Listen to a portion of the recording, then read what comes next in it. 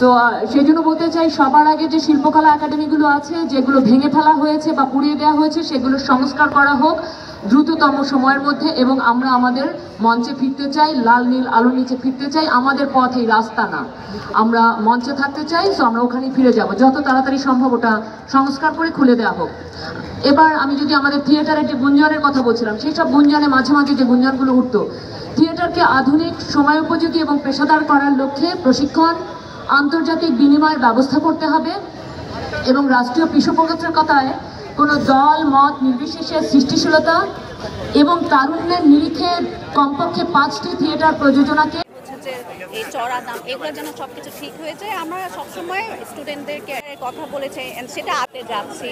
আমাদের যেমন আগে আমাদের অনেক ধরনের, আমাদের সব নাগরিকদেরই অনেক ধরনের থেকে শুরু করে বাজারে যে দরদাম থেকে শুরু করে মানুষের ট্রান্সপোর্টেশন অলসো। এখন আমরা চাই যে নতুনভাবে আমাদের বাংলাদেশ থেকে আমরা যেন দেখি যে এসব ঘুষমুখী, কারণ হচ্ছে সবাই হচ্ছে তাদের ন্যায্য অধিকারের জন্য আসলে আন্দোলন করেছে। আমরা যারা এগুলো আগে হয়তো আমরা বলতে পারতাম না, এখন সবাই সাহস করে আমাদের সব, আমরা কখনোই চাই না, আমরা চাই না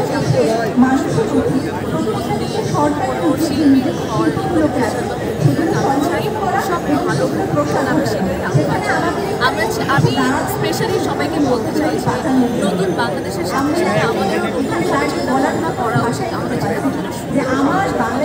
কিন্তু ধীরশীল করে আমাদের কোনো কাজ বা কিছু করার আগে 100 বার চিন্তা করা উচিত। আমাদের যে কোনো একটা কাজ বা যে কোনো একটা স্টেপ নেক্সট বাংলাদেশ বা সবাই আপু, আমরা আরেকটা বিষয় আপনি দেখেছেন হয়তো নিউজ হয়েছে, আমাদের জলের গানের ব্র্যান্ডের যে রাহুল দাদার বাসার আগুন লাগিয়ে দিয়েছে, এই বিষয়গুলো এটা আমরা কোনোভাবে মেনে নিতে পারি না এবং এটা আমরা চাই না এবং এটা আমাদের পরিচয়ও নয়।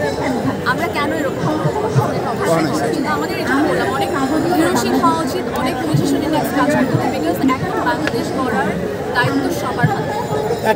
একটা গোষ্ঠী কিন্তু চাচ্ছে যে এই দেশে কোনো শিল্পী না থাকুক, কোনো সাংস্কৃতিক অঙ্গনের মানুষ না থাকুক, তাদের উৎসে আপনি কি বলবেন? আমি তাদেরকে বলবো বি পজিটিভ, দেখুন হবে না। আমাদের এখন সময় হচ্ছে একজন একজনের পাশে দাঁড়ানো। কেউ যদি কিছু না জানে, না বুঝতে পারে, আমাদের দায়িত্ব তাদেরকে বুঝিয়ে বলা, এবং কেউ যদি অন্যায় করে, এবং আমাদের সবচেয়ে বড় দায়িত্ব হচ্ছে তাদেরকে অন্যায় বিরুদ্ধে নিয়ে আসা, যে আপনারা অন্যায় কাজটা করে দেবেন। সো এটা আমাদের সবার এখন দায়িত্ব। আমার মনে হয় আমরা সবার বেশি দায়িত্বশীল হওয়া উচিত, অনেক ধীরে সুস্থে কাজ করা উচিত, বিকজ নেক্সট বাংলাদেশ কি হতে যাচ্ছে এটা এখন সবার হাতে। নতুন এই বাংলাদেশে কাজে ইনশাআল্লাহ আমার দেশটা সব স্থির হোক, সব কিছু